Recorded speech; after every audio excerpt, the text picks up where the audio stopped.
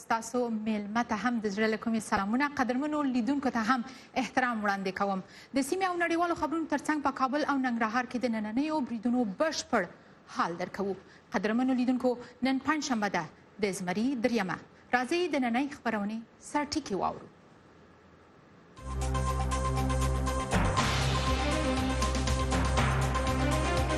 د امریکا غږ آشنا تلویزیون د نن ماښام مهم رپورټونه. فقط این صدای چیز شنیدیم، یک از این دروازه برآمدیم، یک زخمی در اینجا رسیده بود، یکی هم اون طرف. په کابل او ننګرهار کې خونړي بریدونه د وژل شویو شمیر ښایي زیات شي. د دې خونړیو بریدونو په ترڅ کې د سولې په بهیر کې وروستي تحولات هم څېړو. د امریکا د جمهور ریاست په تیرو ټاکنو کې د روسیې د مداخلو په اړه د استعمایه غونډې بېلابېل غبرګونونه او د برېټانیې د نوي ټاکل شوي صدر اعظم بوریس جانسن د کابینې د لومړنۍ غونډې جزئیات. هیله ده تر پایه مو سره اوسئ.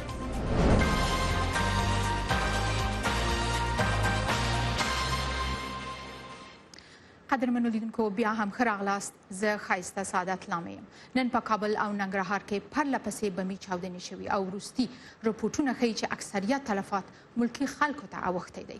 د افغانستان او امریکا حکومتونو دا بریدونه وحشي بللي او غندلي دي.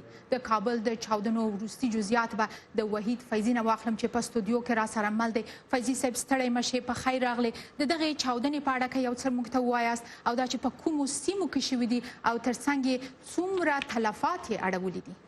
ښایسته جانې، دا چاودنې د کابل ښار په زړه کې شوي دي، ځکه زیات ځاني او مالي زیانونه یې اړول دي چې د سهار د کار ته د خلکو د تلو په وخت کې شوي دي.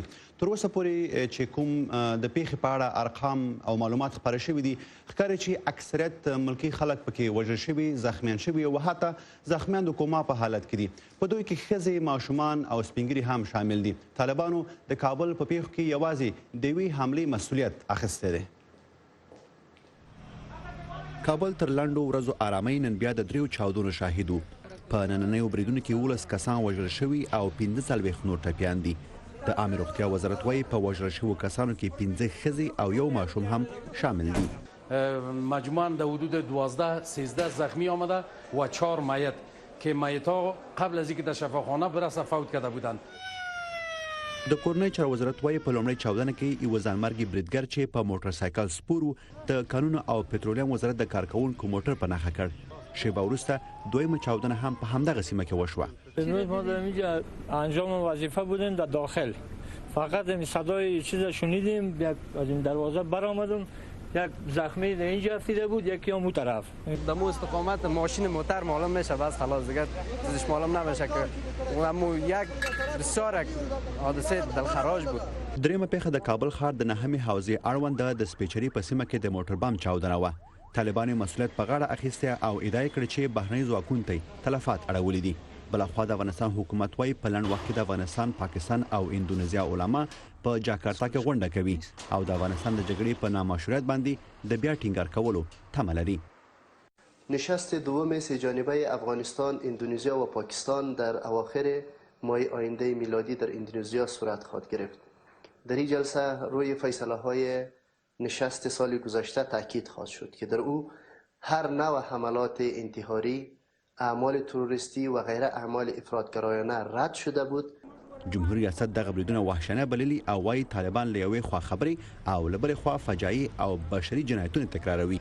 بلخوا په کابل کې د امریکا سفیر جان باس په ټویټر لیکلي چې امریکا د کابل نننۍ بریدونه غندي او زیاته کړې ده چې د دې حملې قربانیان هغه بېګناه افغانان او د ښاروالۍ کارګران دي چې کوښښ کوي خپل ځان او کورنۍ لپاره آرام ژوند جوړ کړي.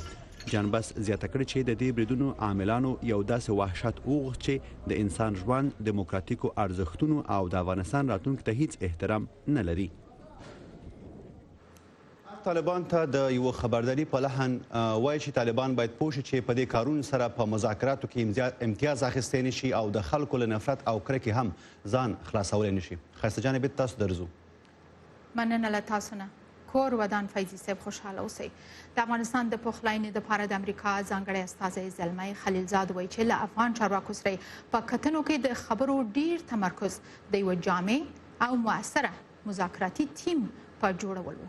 بل لور ته ځینې څېړونکي وایي چې امریکا او طالبانو هوکړې ته نږدې شوي دي چې په همدې حال کې افغان ولسمشر محمد اشرف غني نن د امریکا د پوځ له لوی درستیز جنرال جوزف ډانفورد سره په کتنه کې له ترهګرۍ سره په مبارزې او سولې او ثبات خبرې کړي. رحیم ګل ساروان رپورټ لري. په داسې حال کې چې کابل نن یو وار بیا د چاودنو شاهد خو بل لور ته د سولې په خبرو کې لا هم تاوده بحثونه روان دي. د افغانستان د پخلاینې لپاره د امریکا ځانګړی استازی زلمی خلیلزاد چې په کابل کې د سارتیا موده اوږده شوې وای له ولسمشر غني اجرایي رئیس او بهرنیو چارو وزیر سره په کتنو کې د خبرو تمرکز پاینده ګامونو او د یو جامع او مؤثر مذاکراتي ټیم جوړولو لپاره پر روانو هڅو. ولسمشر ماڼۍ وایي چې په همداسې جامع مذاکراتي ټیم کار روان دی. د قسمت تیم مذاکره کننده د مذاکره کوونکي ټیم په اړه هو موږ پرمختګ پکې لرو. ډیر ژر به مذاکره کوونکی ټیم پلاوی بشپړ شي. حکومت پرې کار کړی دی او دا مذاکره کوونکی ټیم به هر اړخیز وي. که څه هم د سولې او د جګړې په تړاو د لیدنې روانې دي خو بل لور ته یو شمېر هغه څېړونکي چې د سولې خبرې تعقیبوي وایي امریکا او طالبان هوکړې ته سره نږدې شوي دي. ویل کېږي چې طالبان او امریکایان توافق ته نږدې شوي یا ښایي د راتلونکي اګست میاشتې په دویمه لسیزه کې یعنې له 10 نه تر 20 نیټې پورې ښایي دغه هوکړه د طالبانو او امریکایانو ترمنځ لاسلیک شي. مګر لا هم ولسمشر غني نه پوهیږي چې د امریکایانو او طالبانو ترمنځ څه شوي. د برخلیک به څنګه کېږي، د حکومت برخلیک به څنګه کېږي، د ټاکنو برخلیک به څنګه کېږي. دا ډېرې جدي پوښتنې دي له ولسمشر غني سره او غواړي په دې اړه پوه شي.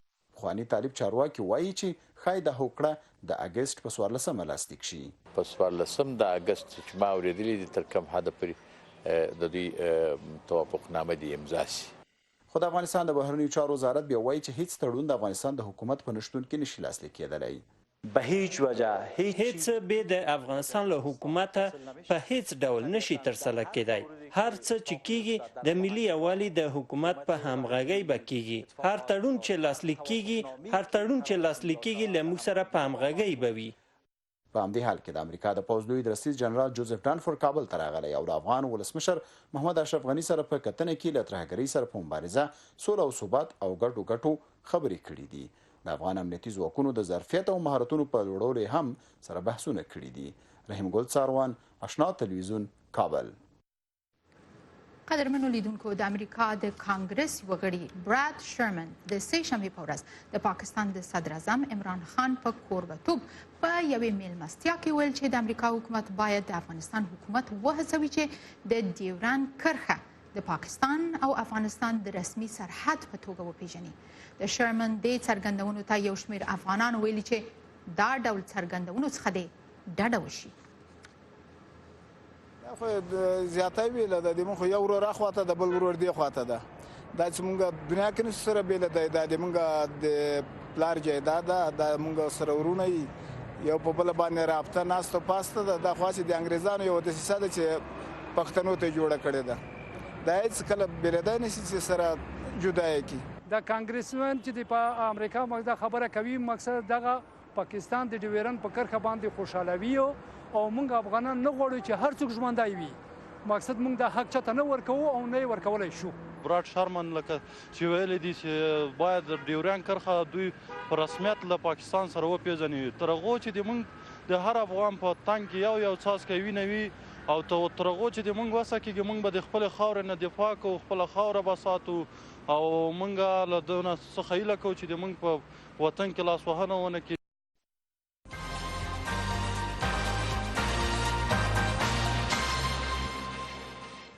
د امریکا مسایل ته راځو. د امریکا د 2014 کال د جمهوریت ریاست په ټاکنو کې د روسیې د مداخلو د څېړونکي پلاوي پخوانی سرمفتش د کانګرس په استعمایه غونډه کې د وکیلانو پوښتنو ته ځوابونه ویل. مالر په ټاکنو کې د روسیې د مداخلو په اړه د خپلو تحقیقاتو جزئیات شریک کړل. له احمد شکیب دوست نه نور معلومات اخلم چې د کانګرس ماڼۍ له مخې پروګرام سره مل دی. دوست صاحب ستړی مشې. مالر څه ویل او د هغه د خبرو په اړه غبرګونونه څه دي؟ ښایسته جانې، رابرټ مولر وکیلانو ته وویل چې د خپلو تحقیقات په وړاندې د خنډ جوړولو په کار کې ولسمشر ډانلډ ټرمپ تبرئه کړې نه ده، یعنې براعت یې ورته نه دی ورکړی.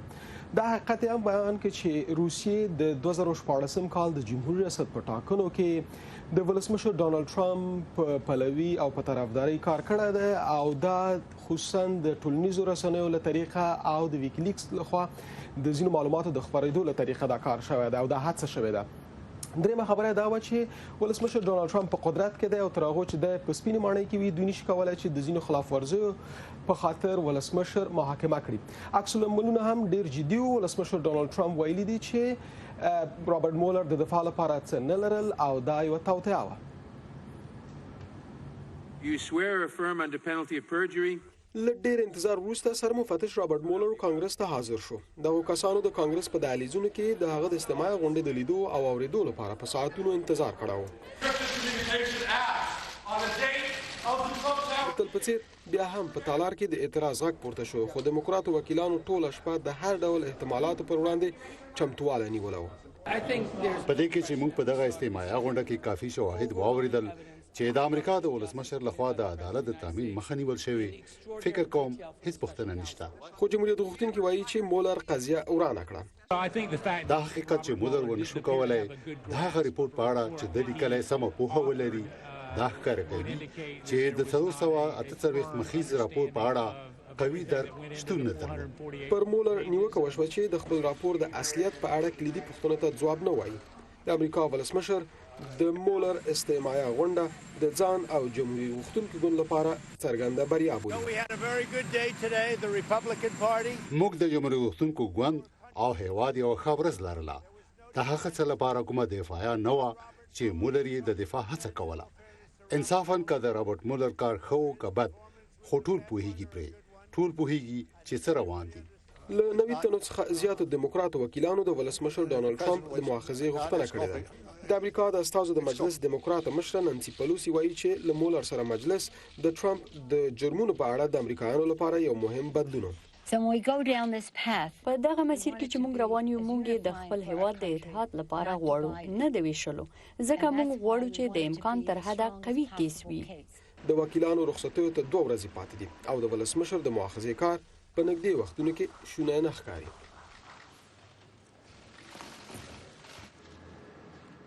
او شلم کال د جمهوریت ریاست ټاکنې را روانې دي او په دې ترڅ کې دیموکرات وکیلان دلته په کانګرس کې او په مجموع کې دیموکرات ګوند کوښښ کوي چې په دغه ټاکنو کې د ولسمشر ډانلډ ټرمپ په وړاندې داسې یو خنډ جوړ کړي چې ولسمشر ونشي کولی چې بیا هم د جمهور رئیس په صفت وټاکل شي او یا د خلکو لخوا رایه واخلي.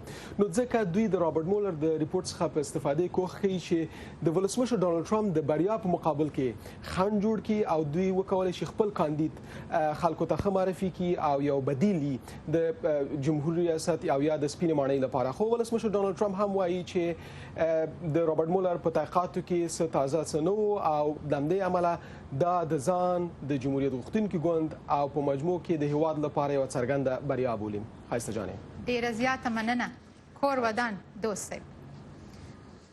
نړیوالو مسایل ته راځو. د جنوبي کوریا لوی درستیز وایي چې شمالي کوریا نن پنجشنبې سهار په سمندر کې 2 توغندي ازمویلي. دا دواړه توغندي د شمالي کوریا له وانسون نومي ښار څخه وتوغول شول. د ازموینې وروسته له هغې کېږي چې د شمالي کوریا مشر کیم جونګ اون او د امریکا ولسمشر ډانلډ ټرمپ د کوریا د ټاپو وزمې د غیر اتومي کولو د خبرو پر بیا پیل موافقه کړې وه. دا د تیرو 2 میاشتو په موده کې د شمالي کوریا د توغندیو لومړنۍ توغونه ګڼل کېږي.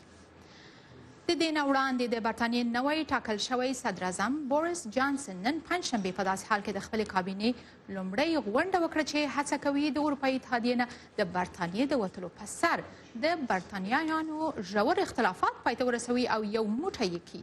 د صدر اعظم په توګه د بوریس جانسن د کار اوله ورځ د هغه د مخالفینو او ملاتړو د مظاهرو سره هم مل وه. د بریټانیې نوي صدر اعظم بوریس جانسن واک ته له رسیدو سره سم نن په لومړۍ غونډه کې په کابینه کې له یوه مخه بدلون راوستی او ډېر هغه وزیران یې له کاره ګوښه کړي چې د پخوانۍ صدر اعظم تریسا مې تر مشرتابه لاندې کار کاوه. زه نن د ښځو او نارینهو څخه یوه پیاوړې ډله جوړوم. د ایرلنډ د پولې پروا مه کوئ، مسؤلیت یې زه اخلم.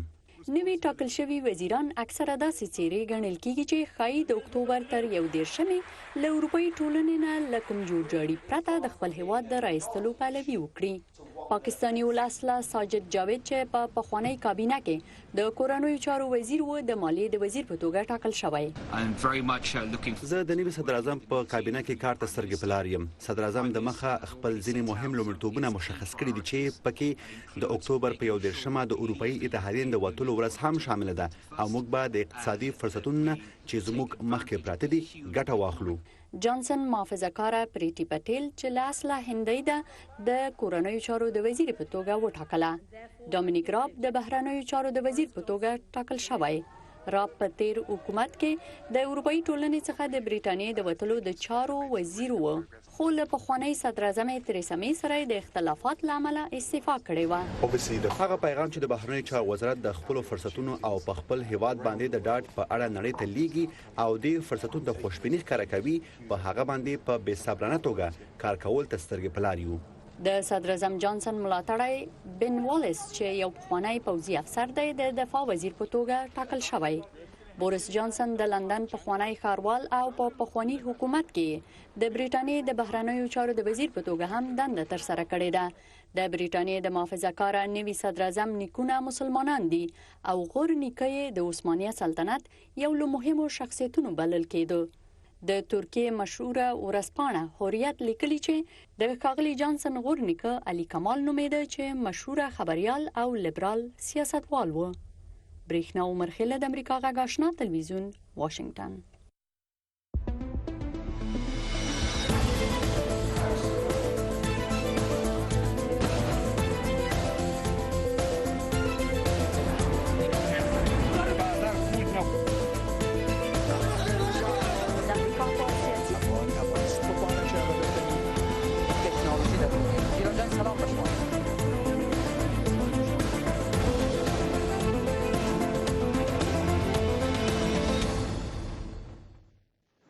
بیرته سیمه ایزو مسایل ته راګرځو.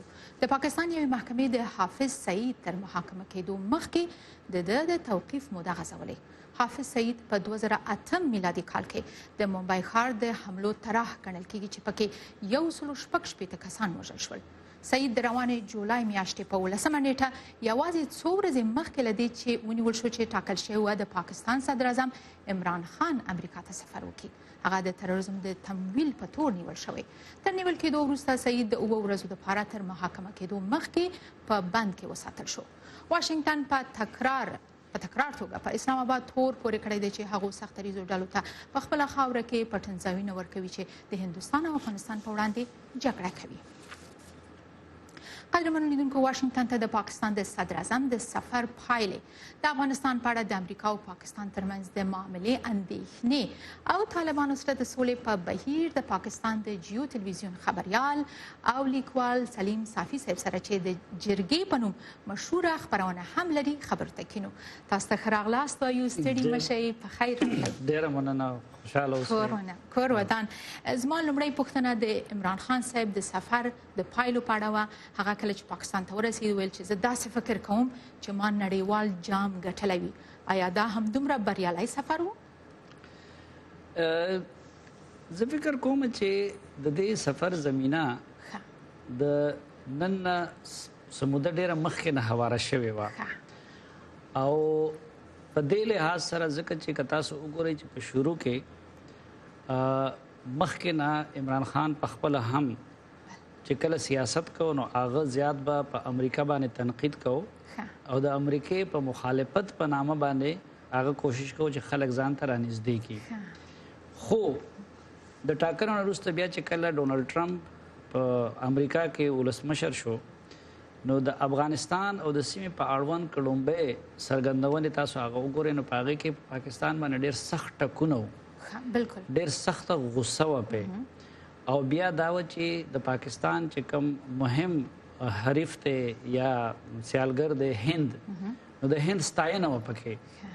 نو اوس تاسو وګورئ چې هغه امریکایي ولسمشر چې دی هغه زلمی خلیلزاد او داسې نورو کسانو د دې نه مخکې هم د پاکستان په باره کې ښې څرګندونې وکړې او بیا د ښې څرګندونو نه وروسته بیا هغه د پاکستان صدر اعظم امریکا ته رابلل او د هغه په باره کې دونه ښې څرګندونې کول او بیا د پاکستان د هیواد په توګه باندې څنګه چې تاسو په خپله باندې وګورئ چې که تیرو 10-15 کالو ته تاسو وګورئ نو نه صرف دا چې اړیکې خرابې پاتې شوي دي بلکې امریکا پاکستان د مسلې یو مهم عامل او علت ګڼو او اوس امریکا چې دی هغه نه صرف دا چې پاکستان اوس د مسلې د حل یو عامل ګڼي بلکې ډیر ښه خوشبینه هم ته دی نو که په دغه نظر کې وګورئ نو یقینا چې د هغه دپاره یو ډېر بری بیا هم پاتې شوه نو بریالی سفر وکنه د پاکستان په حساب سره یقینا چې بریالی و عمران خان د USIP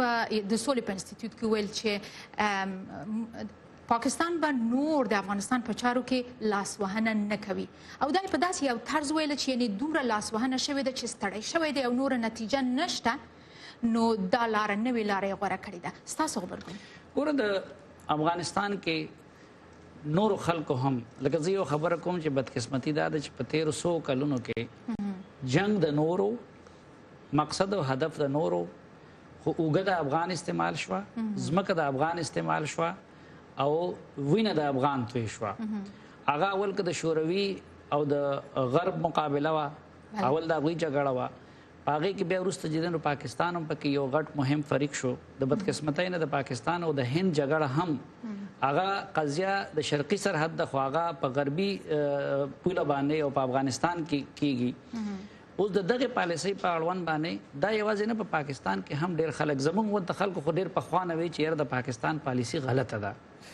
خو لکه ډېر هغه خلک هم اوس دا تسلیموي لکه هغوی دا وایي چې زموږ د سټریټیجیک ډیپت پالیسي چې وه نو هغه هم بکواس وه او که دغې پالیسۍ چې دی افغانستان ته څه ګټه نه ده ورکړې نو په خپله باندې پاکستان ته هم څه ګټه نه ده ورکړې تاسو که وګورئ د پاکستان غټ سیاسي ګوندونه پیپلز ګوند د هغې پالیسۍ مخالف عوامي نشتل ګوند د هغې پالیسۍ مخالف مسلم لیگ نون د هغې پالیسۍ مخالف او په خپله اوس د فوج مشران هم دا خبره کوي چې زموږ هغه خبره غلطه وه خو پاکستان د هغې پالیسۍ نه شاته تللی ولې نه شو ځکه نه شو تللی چې امریکا چې کوم په ډرایوینګ سیټ ناسته ده هغې خپله کړنلاره نه وه واضحه کړې چې زه ځم که پاتې کېږم اوس چې دوی امریکې ډونالډ ټرمپ خپله کړنلاره واضحه کړه او خپل کارډز په میدان کې ښودل نو اوس پاکستان او نور ملکونه هم کولی شي کې زموږ خواهش دا دی زما خپله د یو پاکستانی پښتون په حیث زما خواهش دا دی چې عمران خان صاحب چې کومې څرګندونې په USIP کې کړې دي باید پاکستان حقیقت کې د افغانستان نه مداخله که صحیح دی هغه وباسي او چې افغانان څه غواړي په هغې کې همکاري بله عمران خان وایي چې طالبان باید په ټاکنو کې برخه واخلي او د دوی سره به وګوري آیا دا امکان لري تاسو په خپله په افغانستان کې هم خلک ستاسو برنامه ډېره ګوري خپرونه م ګوري ملا هبت الله اخندزاده به چې د خلافت او امارت خبرې کوي آیا دای به د دیموکراسۍ د دغه اصل دپاره غاړه کیږدي تاسو ورته زه فکر کوم جمهوري نظام وایاست بله ګوره زه هغه کس یم ما په 1996 کې په مردان کې ژورنالیزم شروع کو بیا په پېښور کې او په 99 کې زه یوازینی پاکستانی یم چې زه طالبانو په افغانستان کې بندي کړی وم ټیک شوه او بیا چې کله زه به هغه زما انټاروګیشن کېدو او زه په بندیخانه کې بند وم نو زما غټ جرم هغوی به یو دا دی کو چې تا ځان سره ویډیو کیمره راوړې ده افغانستان ته ټیک شوه او ته دا څیزونه کوې نو یو هغه وخت هغه طالب و چې هغه د ټي وي کیمرې ته هم حرام ویل هغه عکس ته هم حرام ویل هغه د ښځې تعلیم ته هم حرام ویل که تاسو په 13 کلونو کې وګورئ چې د طالب د مبارزې یو مهم آله یا ټول هغه چې دی نو په خپله هم هغه ویډیو کیمره ده هغه فیسبوک دی هغه سوشل میډیا ده ټیک شوه هغه یې لکه چې کم شیز پرونه پورې هغه بند ګڼو نن هغه خپل جنګ کې د هغه فیسبوک د هغه ټویټر یو مهم آله ده یو خدا ده چې افغانستان باید طالب هم په دې پوه شي چې په 13 کلونو کې افغانستان او د افغانستان نوې کول هم ډیر بدل شوی دی او څنګه چې د طالب متعلق لکه مته چې امریکا پرونه پورې په شروع کې حامد کرزي صاحب هم امریکې ته وی چې باید د طالب سره روغ وکړه د مجددي صاحب په مشرۍ کې د تفاهم شورا جوړه کړه خو هغه وخت کې صدر بوش وی چې نه زه به دا ټول کرش کوم نو نن د دنیا نظر که د هغه متعلق بدل شوی دی نو باید چې طالب هم بدل شي او زما د هیبت الله سره یا دغه سره چونکې هغې په میدان کې موجود نه دي خو دا سړی نشي ویلی چې څومره، خو زما دا خوشبینه ما زه دا توقع کوم څنګه چې تاسو ته ما د ویډیو کیمرې مثال درکړه چې باید چې طالب به بدل شوی وي او که نه نو ځان دې بدل کړي. یو بله کلنډه پوښتنه وکړای شم، هغه دا چې تاسو ته معلومه ده چې په افغانستان کې د پاکستان په وړاندې کرکه خورا نهایي حد ته رسېدلې. آیا تاسو کله دا څېړنه کړې ده چې ولې؟ دې کې غټ ګناهګار مونږ یو، مونږ میډیا والا، د پاکستان میډیا هم او د افغانستان میډیا هم او ستاسو غونته چې کوم مهم خلک دي هغه هم. زمونږ فرض دا جوړېدل چې مونږ د افغانستان چې کومه ګیله ده، د افغانستان چې کوم درد دی، باید چې مونږ زه پاکستانی جرنالیست په حیث چې هغه زه اسلام آباد ته ورسوم او د کابل د جرنالیست دا فرض جوړېدل چې هغه د پاکستان او د اسلام آباد چې په ذهن کې کم تشویش دی چې هغه هلته ورسي. مونږ کار الټه کړی دی. زه په پاکستان کې ناست یم، زه هلته کې د افغانستان بیشنګ کوم، زه افغانستان باره کې هغه خبرې کوم چې د هغې د ځمکې دا تاثر ورکوم چې ګینې افغانستان ټول په جنګ کې خیل دی یا دا چې هلته کې تش هند دی. تر اوسه پورې ما خپلو خلکو ته دام صحیح ونه ویل چې په افغانستان کې قونسلخانې د هند څونه دي او دغه راز چې د دام کوي. باید موږ د انفارم کولو په ځای باندې میډیا په مجموع کې د ډیس انفارم کولو افغان میډیا هلته کې جذبات الهوا ورکوي د پاکستان که موږ دا کار لږ ورته کړو چې زه په پاکستان نقد شروع کړم، افغانۍ په افغاني نقد شروع کړي نو کار به ټیک شي. ډېره مننه. بس موږ وخت همدومره و، تاسو نه ډېره زیاته مننه کوو د راتګ نه مو. خوشحاله او بریالي اوسئ.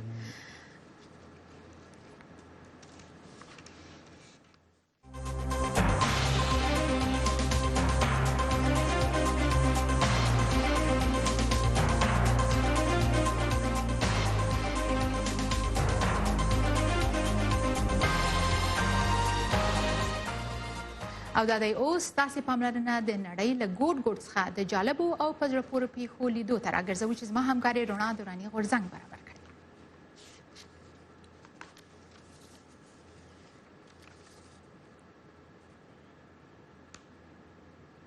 زه فکر کوم چې په استودیو کې البته د معاذیرو له کبله معذرت زموږ ومنئ، یو څه ستونزې موجودې دي، خو لکه څنګه چې مې یاده کړه په خپرونه کې رپورټونه ډېر لرو، نړیوال مسایل، سیمه ییز مسایل او د افغانستان په اړه د وروستیو پیښو حالات موږ تاسو سره شریک کړل. د دې ترڅنګ موږ پرون یو ډېر زړه بوږنونکی رپورټ هم خپور کړ د هغه ایټالوي کارکوونکي په اړه چې په سره صلیب کې کار کوي. قدرمنو لیدونکو، غواړو نننۍ خپرونه د نننیو بریدونو د قربانیانو په تړاو چې شمېر د هر برید نه وروسته مخ په زیاتېدو دی، د سره صلیب څخه د البرټو کایرو لسیزو بشري زیار ته په کتنې او ستاینې پای ته ورسوو. دا ویډیو په غور وګورئ چې د لسیزو جنګ له درده ډکه کیسه تاسو ته بیانوي.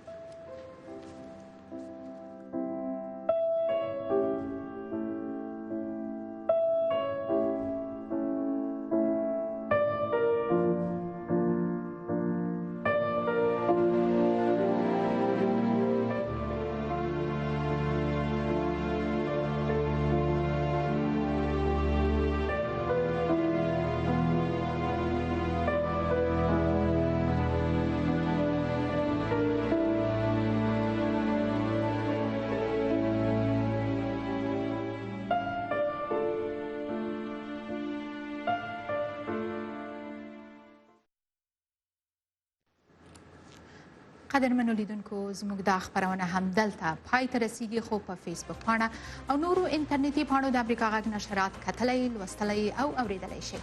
او د رادیو خپرونې خو همدا شیبه پیلیږي. همدارنګه د فیسبوک پر پاڼې د وتلي ژورنالست سلیم صافي مرکه هم مه هیروئ. نیکمرغه او سوکاله اوسئ. الله مو مل.